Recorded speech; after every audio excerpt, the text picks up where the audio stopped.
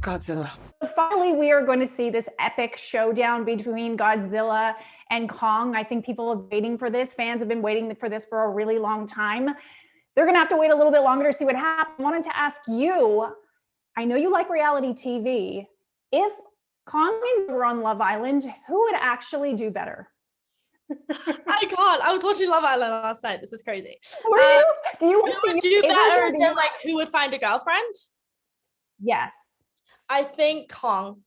I think Kong is like, let me tell you how I feel. And Godzilla's like, no, my man, don't talk to me, you know, and no girl likes that, you know, no girl, you know, I mean, maybe you do, but I don't. So I think that Kong is more emotional and he's going to tell you how he feels. I think Kong is going to win Love Island 2021. But do girls like that? Because sometimes the good guy, the nice guy, he has those puppy dog eyes, you know, those ape eyes. You never know. Stay away from bad guys like that. But good people. That's what we need. Good people. I don't think that Zilla's bad. I just think that he's just going to be hard at expressing his emotions, and we don't want that. We want people that are put together. I mean, monsters. He's just misunderstood. Okay, I'm going to take this a step further. Okay. Who would you rather? Because I know Henry Cavill said that you made him do TikTok videos when you did Enola Holmes. Who would you rather make a TikTok video with, Zilla or Kong? So Zilla has quite short hands, and so doing this and this and this is going to be quite difficult for him, I feel like. Throwing it back is going to be hard for him. So I would say Kong. Kong would do better. Okay. You'd rather do the dance moves with Kong. Yeah, Kong feels bad to me. I feel like he can be like, yeah, I think that'll be cool. Oh my gosh, I so want to keep going down the reality show. I know, me too. You know, honestly, this is the best. Who are you putting on Keeping Up with the Kardashians? I'll just ask you that one real quick. Okay. I think Kong again. He's quite emotional. I feel like he's kind of dramatic, so we'd love that for him. Okay, so talking about the movie now, you are driving. I'm calling it double driving in this movie because you are physically driving, and I know you've got your driver's license, even though you probably shot this before, but I'm assuming you were on a truck, on stilts or whatever, but you're also the driving force in this movie, like literally and figuratively. You are the driving force of Team Zilla. So I wanted you to talk a little bit about that, sort of leading the charge and how you've evolved as an actress, as a person, and as a character since the last one. I was definitely a huge part of the film, but we had so many other driving forces that were on different missions, and it's kind of like a well-oiled machine. Madison is definitely on her own journey, and she's found herself more within the years that we had, you know, seen her. She's found herself a bit more. She's older, you know, she knows what she wants, and she embodies a lot of what her mother believed in. So I feel like going from 13 to 15, a lot changes when you're younger, I feel like. And I feel like within those 2 years, I'd grown my hair down to here. I dyed it black and was like, yeah, you know? I went through that stage. She went through that stage. My mom was like, huh? I was like, it's fine, mom. It is a phase. And so we went through that, and I got to kind of take that black hair and that vibe with me over to this film, which was actually kind of exciting, because when I had first spoken to the director, I said, you know, I'm going through the stage where I want black hair, I want piercings, and I want bracelets, I want a lot of jewelry. And he was like, great, like, you just do it. And I was like, great. So what I did was I dyed my hair for the role. I had 7 piercings in my ears, because that's just this phase I went through. And you know, when I got to choose my outfit, I got to wear really cool jewelry for the film and painted my nails army green. And I just kind of went through the stage. So I love that that's what we really embodied in this film. It's like that coming of age. Everybody goes through stages like that. And that's kind of the stage that Madison was in. And it was authentic to you. It really felt like it was authentic to me. Yeah. That's what I wanted to be at that time. Now I can't get over the color pink. Same, always. You, Brian, and Julian have such a great dynamic, and I feel like every film you work on, you always have such a good crew, and I always feel like you really bond with your castmates. You really feel that energy. You really felt it in this one. So if you can talk about just that crew and that experience, and how would the blooper reel on this compare to like other blooper reels that you've done? Well, first of all, I mean, I think it's so important to connect with your cast, first and foremost. Second of all, connect with your crew, like your literal crew that are filming you every day. For me, I am always so close to the camera department, to the grips, to the catering. I mean, catering specifically because they're feeding me. And then, I love bonding with my crew, and I had that experience with the Hawaii set, and then I got to meet a whole different set of people in Australia. So I loved that. But talking about the cast for a second, when meeting Julian, he was such a warm person, somebody who, immediately opened himself up to me and was just like, let's be best friends. And I was like, okay, this is great, because now we're going to get to work together and we can kind of show that on screen. So we've created such a strong friendship, and we focused very much on hanging out outside of work. So we just got to know each other, which was really nice. And then working with some of the older actors, it was great because, I've been in this industry for a while. I kind of grew up a little bit faster than a regular kid. So I got to bring out the child in Tyree, which was amazing. And there is a child within there. I got him doing TikTok dances quite a bit. And so it was really nice to be able to bond with my cast, just because I feel like that stuff really does show on screen. There's something provoking him that we're not seeing here. I'm of the same opinion. I spoke to Millie yesterday, and I talked to her about both of you because I thought you all had such a nice rapport on screen. I saw, Julian, your Instagram. You said you were Honolulu hippies together. So I asked her about both. Would you like to know what she said? Please tell us. Okay. So she said that the second she met you, you were very open, you bonded immediately. And then Brian, she brought out your inner child and taught you to TikTok. Is this true? Yes. She also taught us how to bark. Did she tell you that she barked on set all the time? Because I'm going to tell you, she loved to bark whenever she had a chance. Yeah. No, she was great. So she was. I need to see receipts. Yeah, I mean, it's in footage somewhere. No, it was fun because, like, our team is together through this. We're going on this whole adventure. Like, I would call us Team Goonies sometimes, just because it felt like we were, going through this whole thing together. And then here I am, this grown Black man traveling with these two teenagers, trying to save the world and trying to hang on to what's left of my sanity. And it just was, it was more fun than I thought. It was really fun. It turned out, because I don't know if you know, I'm actually like 18 years old. And so I was able to really relate to the two of them and be their mentor and their guide. You know what I mean? And try to usher them. I can relate to feeling that. You know what I mean? No, I said I am 18. Yeah. I don't feel 18. I'm actually 18. Oh, okay. Well, I won't claim to be 18. Did you learn TikTok though? Was this a real thing? At that time when we were filming, it was just coming about. Like for me, because I still don't really understand it. Like I still don't, I'm not a big, I used to be on social media, but I'm not a big social media person like that anymore. But I would always try to duck and dodge her because you could be stuffing your face with fries and all of a sudden there you are. It's like Millie, there you are on camera. Yeah. Julian has it down. Okay, Julian, who would you rather TikTok with, Kong or Zilla? Who would be better? Honestly, I would love to see them do TikTok. I don't know if Legendary or Warner Brothers is going to do that, but Kong, because he actually has arms. They're not the small arms. They're just Kong's just but no, probably Kong. But Millie as well, she would bake cakes, especially when Honolulu every day, because she had she was like, what am I gonna do? And she would bake a cake every afternoon after coming off set, and it was way too much cake. I want to do a movie with Millie Bobby Brown. Okay, I'm going to take this a little bit further. I'm going to do Kong versus Zilla reality show edition. Who would win on Dancing with the Stars, Kong or Zilla? I feel like Godzilla's tail would just hit everything, eh? I feel like, I was going to say, I was like, Godzilla doesn't seem to have great hand-eye coordination. You know what I mean? I don't think, and also Godzilla's arms are so small. How's he going to take home the crystal ball? What is it? What's the ball that they carry? The trophy. It's the mirror ball. The mirror ball. So I don't think Godzilla's about that. I think Kong would be really. I would also like to see Kong do the Paso Doble. Like that to me would be true artistry if we got to see Kong up there with like doing the Paso Doble with Cheryl Burke. That'd be amazing. I want to see Godzilla do the quick step.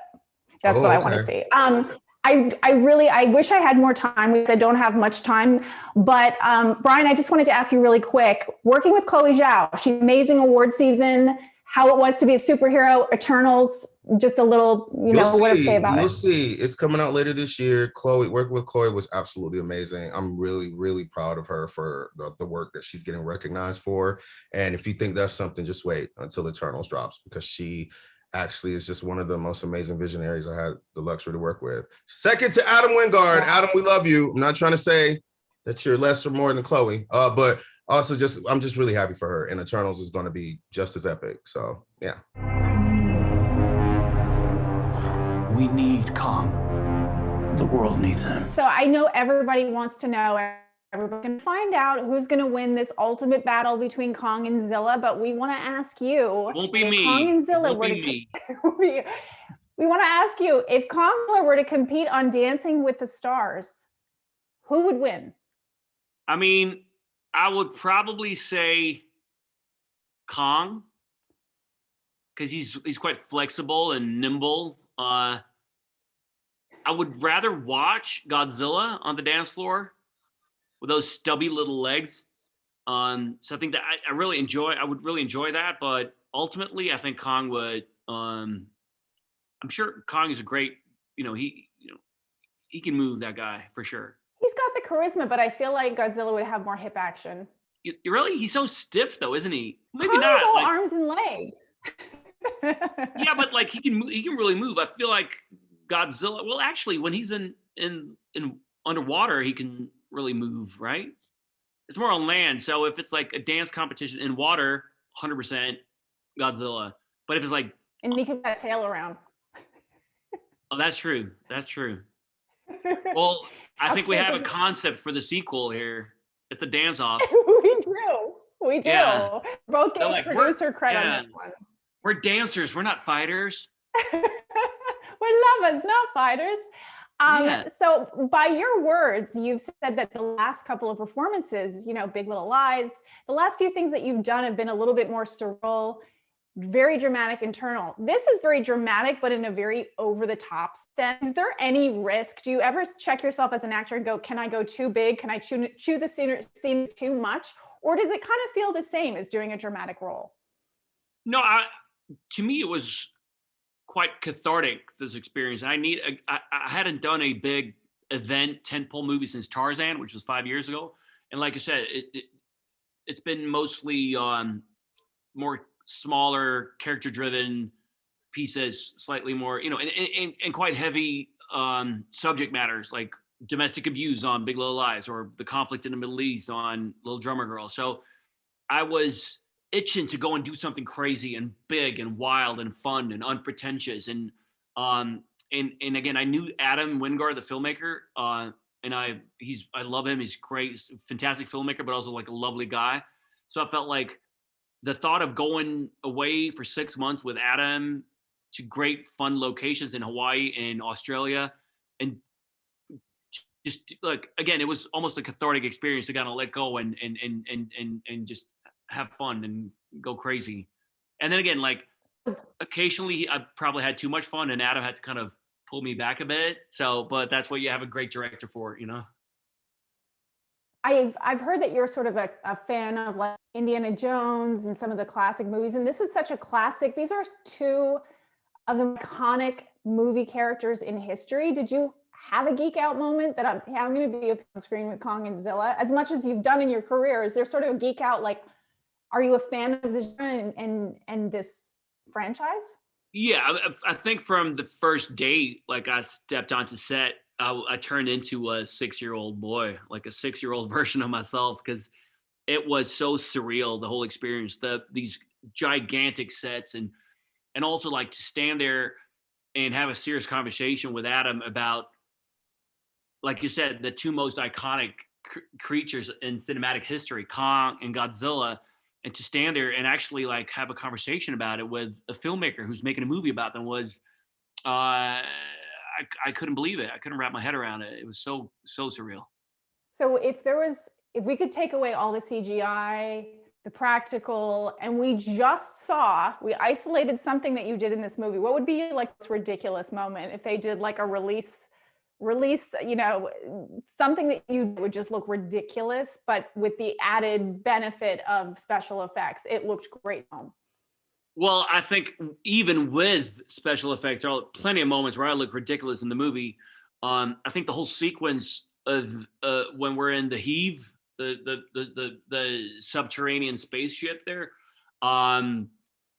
they had that thing on a gimbal, so it was basically like a roller coaster, and they would like tilt that and drop it, and was as crazy and wild as it looks when you watch the movie. So it was like zero acting there. We were all just screaming and almost crying. So that was a pretty wild experience. Did anybody get sick? Who got nauseous? Yes, someone did. I'm not gonna name any names, but it did happen. Yeah. Is it like being for a friend? Was it you? It wasn't you.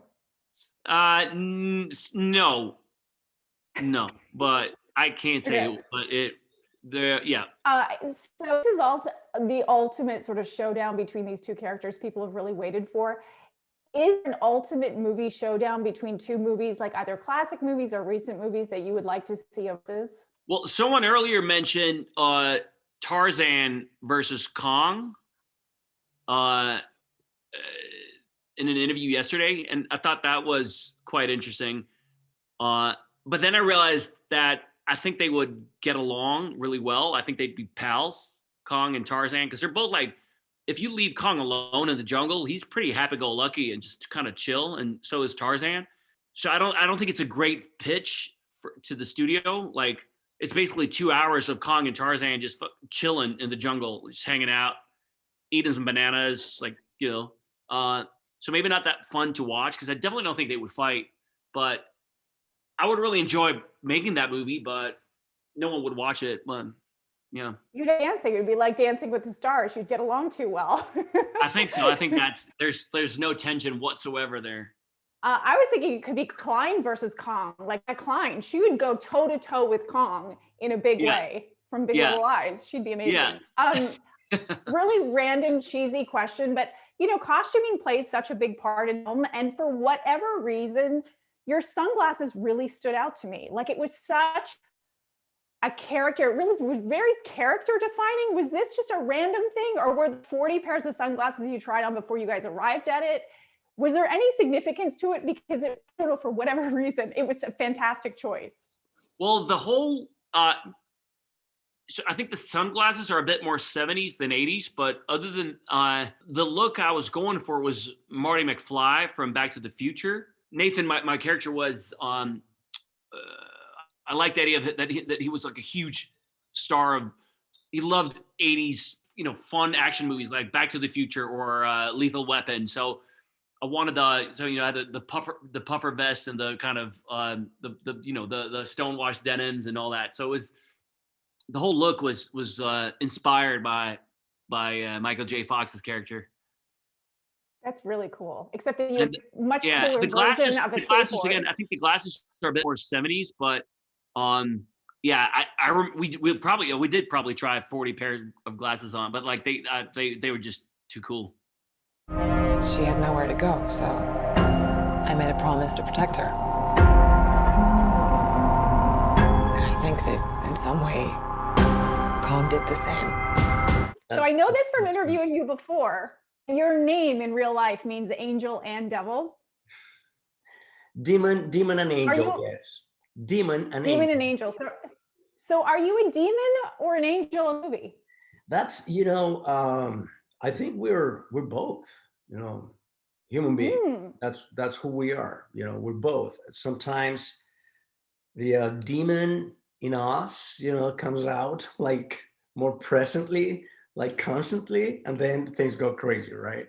But sometimes angels dominate the day and the actions and everything. I think we have both, and I you know, that's pretty much how I choose my characters. When I see a character that is human, you know, I believe in human beings, not in, you know, villains or heroes or good guys or bad guys. You know, to me, it's about both. So when from what I know you, you have such a big personality, and you do such amazing dramatic roles. This felt to me like when I watched you in it, oh yes, because it's like a very big performance. He's a big character. How of a departure did this feel like for you from the stuff that you've been doing more recently? You know, that's pretty much what we love. You know, we actors are always looking for opportunities to go from one extreme to another, you know, and hopefully to land roles that demand different things from us. And that's pretty much how I choose my projects. You know, I try to go into opposite directions.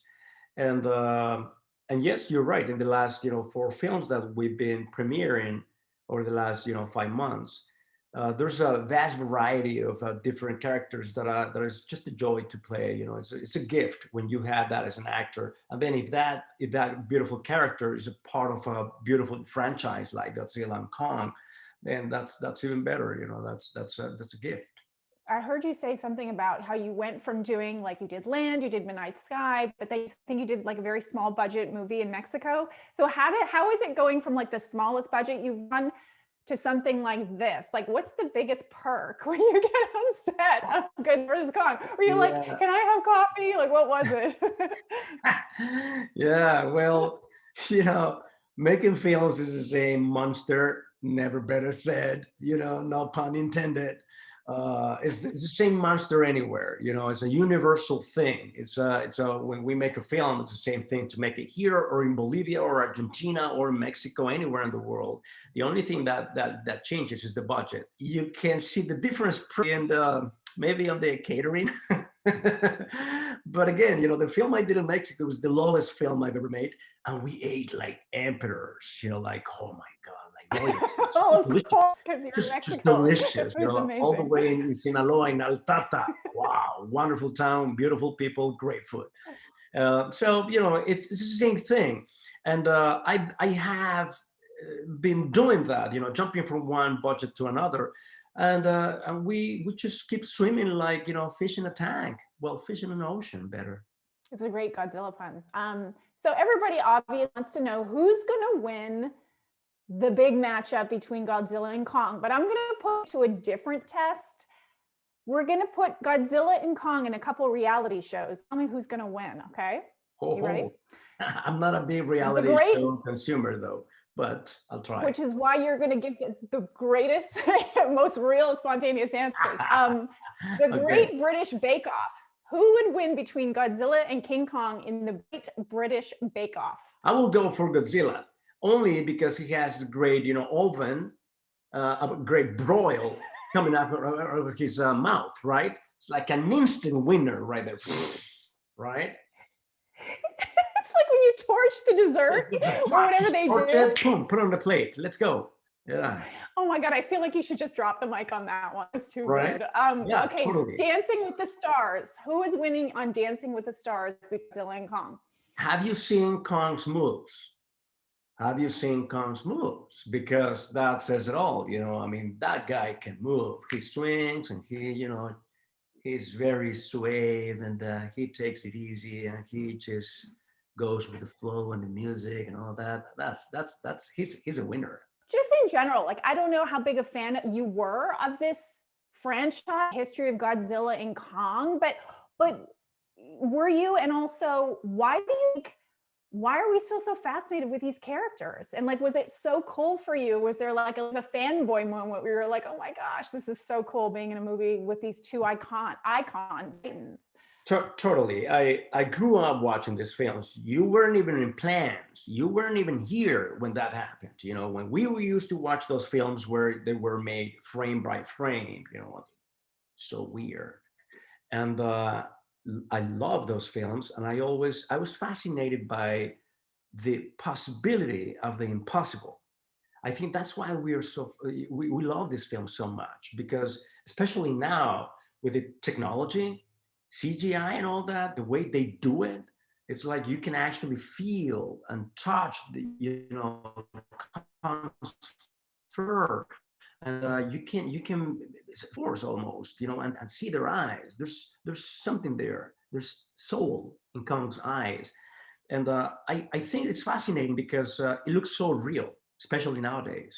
That is, it's beautiful to be able to imagine something like that. So I know you've talked a little bit about this, but this was very comedic. I haven't seen you be comedic before in this way. Was that a choice? Was that written in the script, or did you go, here's what I want to do with this character?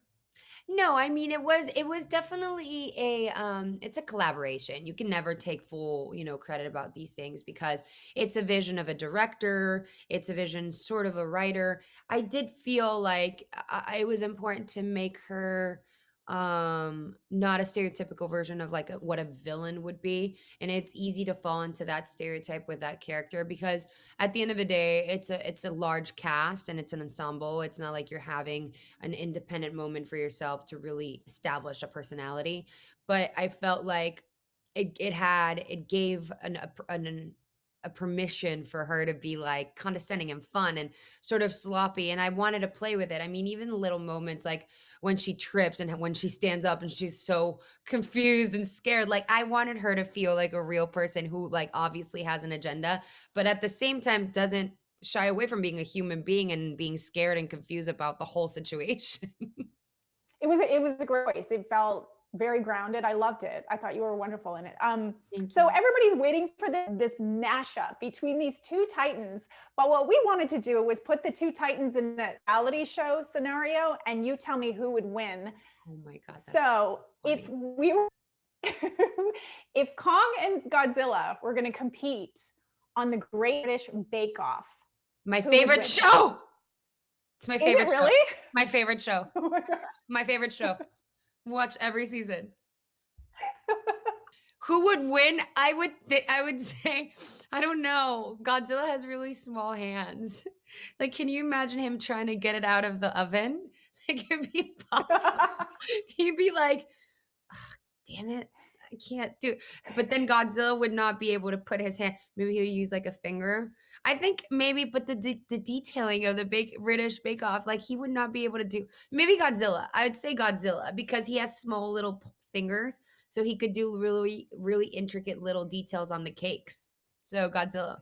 So cute. I feel like Kong would eat all the cake batter before he even put it in. Yeah, he'd be like, like the cake would be just an explosion. That's what it'd be. You just reminded me with that sound effect. When you're on set, what is like the most ridiculous thing happens?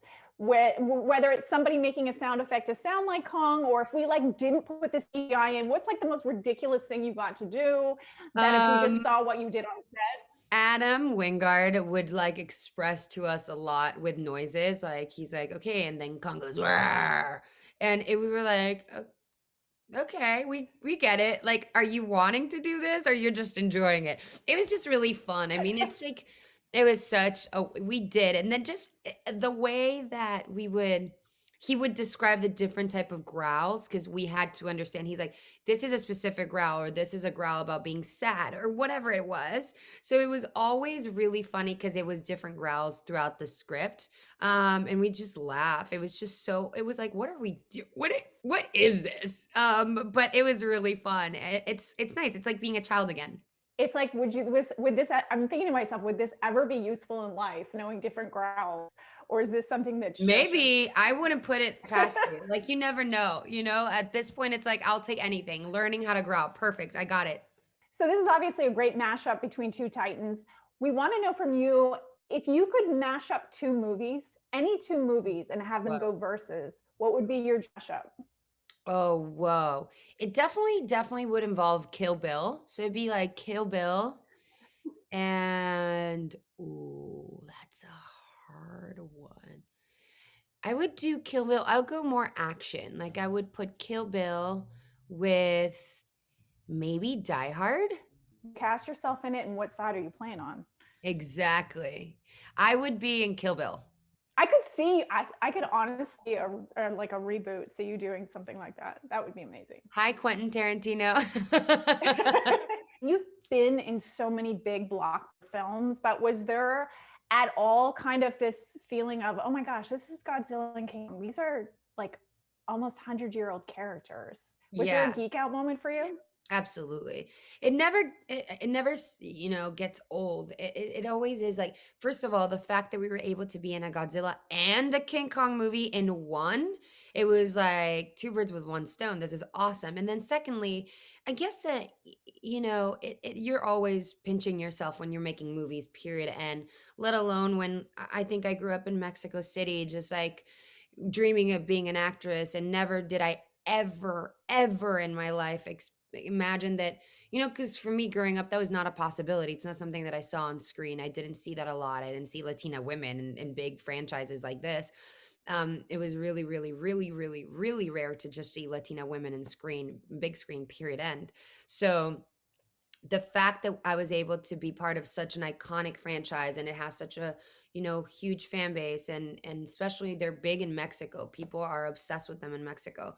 So I just felt very honored and grateful for the production team and the director for trusting me and making me part of it, because that's honestly a real important thing that the team did, you know, legendary Warner, Adam, by supporting a very big cast with all colors and skins and backgrounds, and not really making it about where they're from, but most importantly, just making sure that they represented the real world on screen. It felt contemporary, it felt real. The female characters didn't feel like a stereotypical damsel in distress. On the contrary, all the female characters are so crucial to the film. So it felt like I was really honored to be part of such a progressive, in a sense, film, and really a new age and a rebirth of filmmaking for women as well, and for diversity. So I felt very happy that this movie will be showing that worldwide.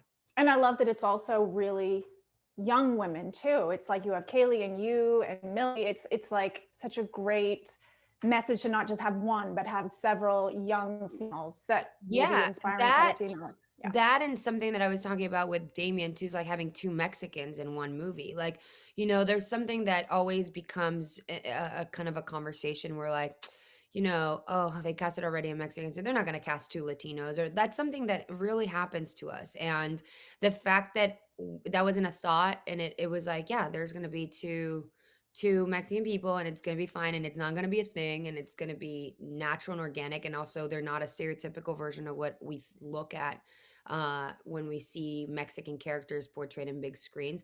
It was a gift. The whole movie was a gift. I'm grateful. I'm so happy. I also love it. I think the audiences are going to like it. So I hope they get to see it on the big screen too. And this child, she's the only one he'll communicate with.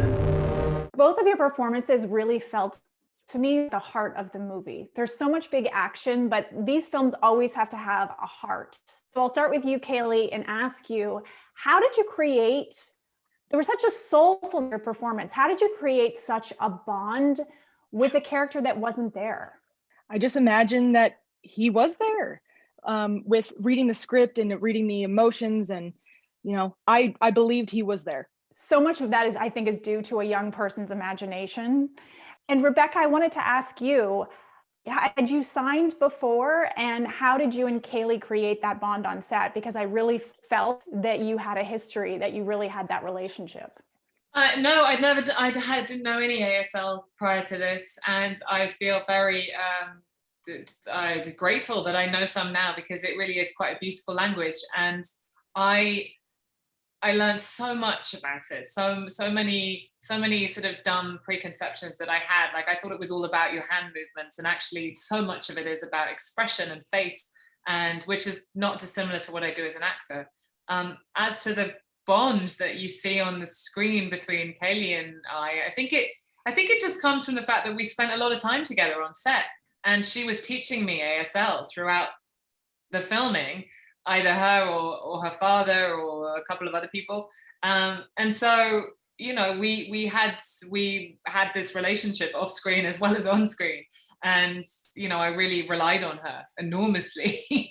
And she's also really fun to hang out with. She's very funny, as well as being a brilliant actor. She's just like nodding. You are too. And you got to go to some pretty cool locations, Hawaii, and hang some amazing locations. And I think over the years, we've seen Kong before with people, but he connects with you, Kaylee, in a different way than we have before. So why is that important for you? And what do you hope audiences will learn and take away from it? Without that connection, Kong wouldn't be able to get to his home safely. And he, you know, it might have been the end for Kong. So if somebody that was able to communicate with him like Gia was, it was able to bring him home safely. And supporting Kong, I feel like it made him happier to want to go home and be safe. I just wanted to follow up and ask if this is Kaylee's first movie, because I looked and I don't see another film on her resume page. So it was first film. And how did she get this role? This is my first time, yes. How did you get the role? I was actually contacted through social media.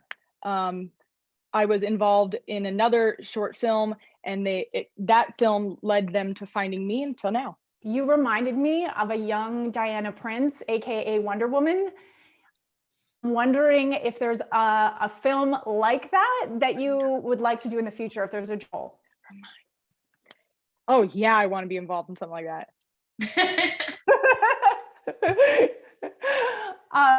Why do you think, and this is a question for you, Rebecca, why do you think that these characters endured for almost like 100 years? They've been around for so long.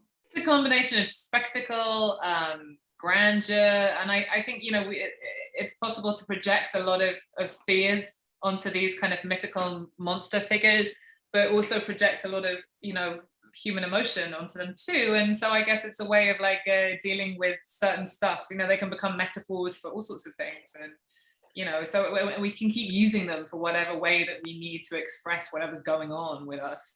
So you know, they're not going away anytime soon because of that. Well, I think everybody is waiting to see this epic matchup between these two characters, having them face off. But we wanted to ask both of you how you think that Kong Godzilla would do on some reality shows.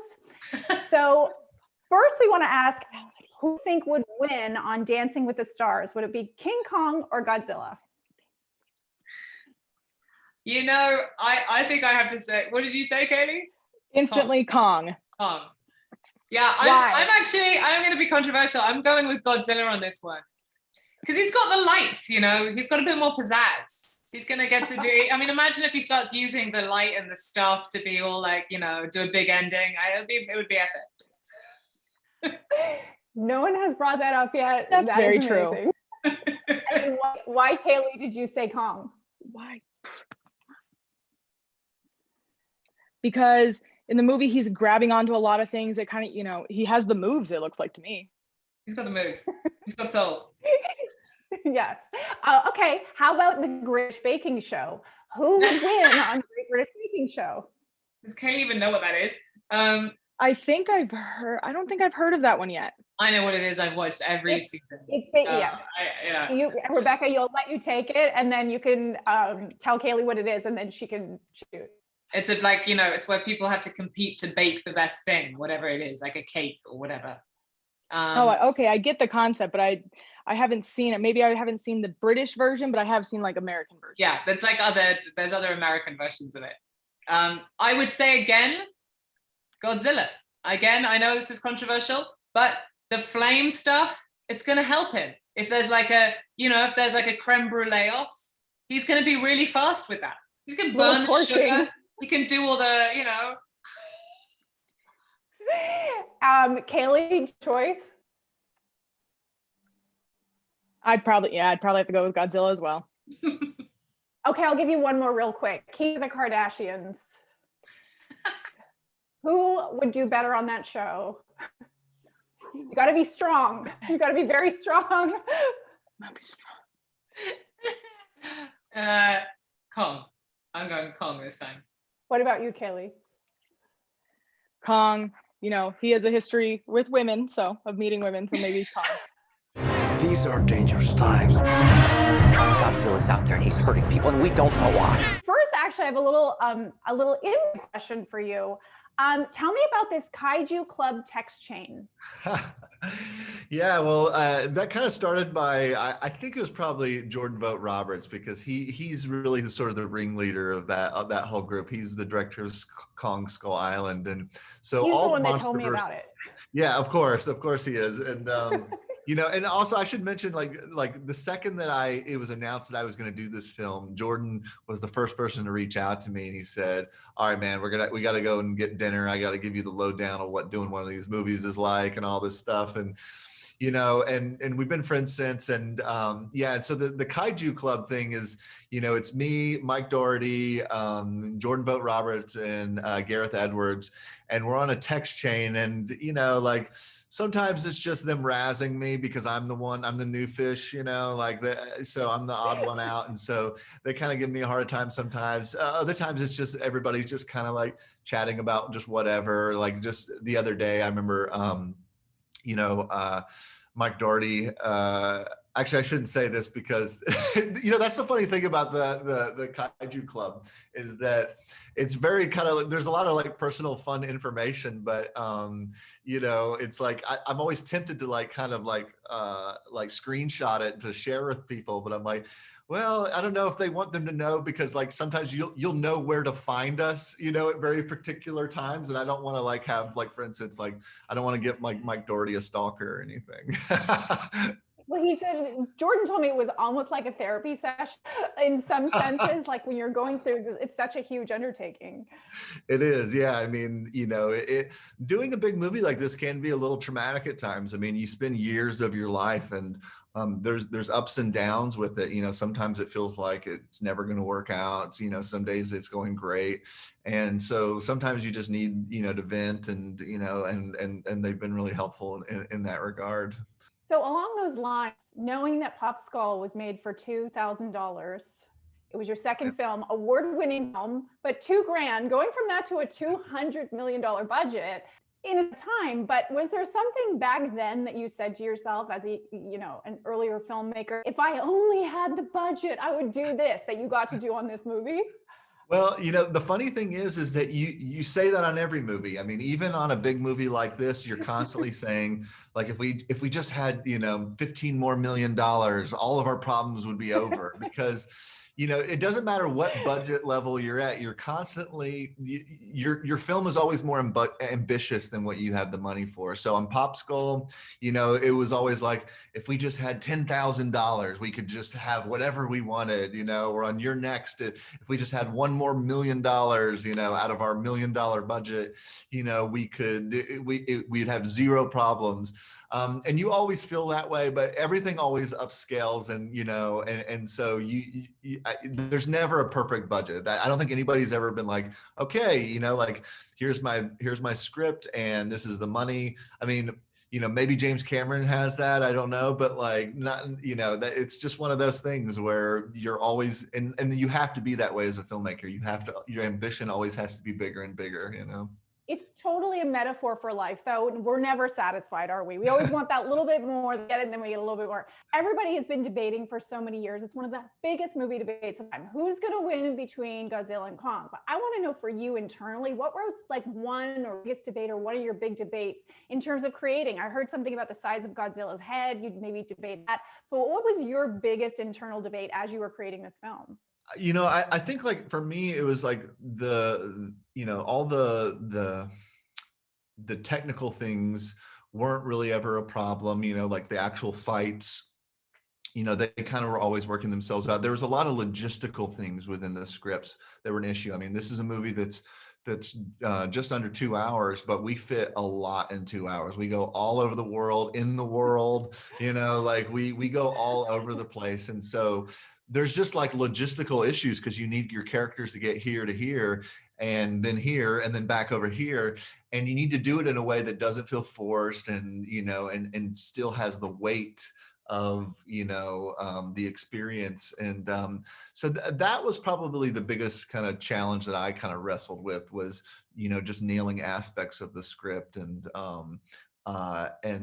you know, and you always hear stories on big Hollywood movies about, scripts being written, still while they're shooting, and and you get all the drafts, and it's only when you're actually in the process of making one of these things that you can kind of like fully wrap your head around it. I couldn't possibly explain to you that process because it's one that's so stretched out and kind of incomprehensible, but it's just like in the end, it almost feels like a miracle, because like I step back and I look at the film and I'm like, the movie turned out even better than I had even imagined. And my expectations were through the roof. So I couldn't be more pleased with it, but how we got here is just, it's a mystical journey in some ways.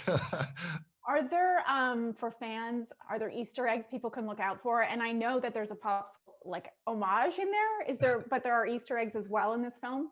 Yeah, I mean, there's lots of Easter eggs, some referring directly to King Kong versus Godzilla, the original 1960s film. But then there's a lot of Easter eggs, which you can kind of see some of them in the trailer. There's a lot of 80s action, and early 90s action things, like some direct Die Hard references, Lethal Weapon 2, and then of course Jaws. Those are some of the more obvious ones. That's the fun thing about Easter eggs, is that it'll be fun for people to check them out and find them. But of course, there's like tons of them in there, and and the thing about VFX nowadays is that you can hide so many interesting little things because you have to create all these like intricate details, and so not only am I putting lots of stuff in there, but occasionally I still find things that the VFX artists are putting in there that like, maybe like, for instance, I've only seen like on the IMAX version where you're like, oh, I never noticed that little thing in the tiny corner over here, even after all the VFX reviews and all that kind of stuff that we did. So it's pretty interesting even for me. I even find Easter eggs, you know what I mean? Well, I'm hoping that we're going to see like a 4-hour director's cut one day for this film, but this is going to be the film that a lot of people see in theaters after not being in theaters for a long time. So what does that mean to you? This is the perfect movie to see on the bigger screen possible, as far as I'm concerned. Yeah, absolutely. I mean, it's literally doesn't get any bigger than this with these two icons. So, we made the movie, with the theatrical experience in mind, and then the world changed, and now there's a bit of a compromise where you can still watch on HBO Max if you're still kind of in the midst of the pandemic. But really, at the end of the day, it's like, this is a film that we're hoping will kind of reinvigorate cinemas and get people going back to the movies. It's I don't know what this theatrical success would be considered nowadays. I mean, I think that the bar is relatively low in terms of the box office. But I really hope that like we can get people in there, because I think that they'll have a really magical experience. I'm not going to lie. I've been looking at the AMC theaters here in LA now that the theaters are opening, and I've been tracking like, if those screenings are filling up, and they're starting to sell out really well, even weeks in advance. So I'm very, very excited. And I'm also gonna I plan, once the movie comes out, I'm gonna go and get some tickets, and I'm gonna discreetly sit in the back of the theater and watch crowds watch it, because I just haven't had that experience yet. We did one test screening before the pandemic, and it went really well, but we haven't done another one since, so I haven't really seen it with the audience very many times. So I'm very, very excited. This is an audience movie, so that's the experience I'm really looking forward to the most, and have been since the beginning. Kong bows to no one.